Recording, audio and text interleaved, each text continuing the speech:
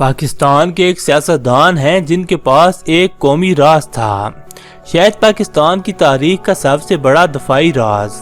پاکستان میں شاید 200-400 لوگ ہوں گے جن کے پاس یہ راز ہوگا کہ آج ہم ایٹمی دھماکے کرنے جا رہے ہیں۔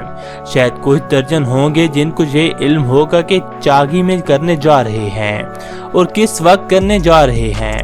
ہمیں یہ علم نہیں کہ جن کو علم تھا کہ پاکستان ایٹمی دھماکے کر کے انڈیا کو منہ توڑ جواب دینے جا رہا ہے، انہوں نے دھماکے والے دن کیا کیا کیا ہوگا۔ ہم اندازہ کر سکتے ہیں کہ انہوں نے دعا مانگی ہوگی یا 2 نفل پڑھے ہوں گے کہ اللہ ہماری مدد فرمائے۔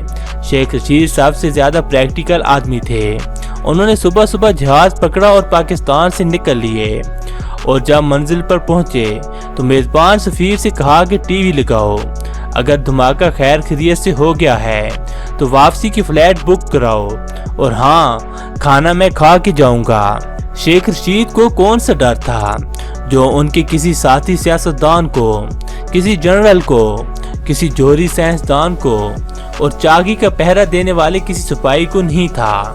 ان کے اپنے الفاظ ہیں کہ اگر کہیں ہمارا پٹاخہ اوپر نیچے ہو گیا، اگر کہیں کوئی لیکیج ہو گئی، تو ان کے دل میں ڈر تھا کہ کہیں اس دھماکے کے نتیجے میں پورا پاکستان ہی نہ اڑ جائے۔ میرے منہ میں خاک، لیکن وہ یہ منظر کسی دوسرے ملک میں کسی سفیر کے ایئر کنڈیشنڈ کمرے میں بیٹھ کر ٹی وی پر دیکھنا چاہتے تھے، اور آج وہی شخص شیخ رشید پاکستان کا ٹھیکیدار بنا بیٹھا ہے اور اپنے آپ کو سب سے بڑا محب وطن ثابت کرنے کی کوشش کرتا ہے۔ اف ہے ان لوگوں پر جو اس شخص کو اپنا لیڈر مانتے ہیں۔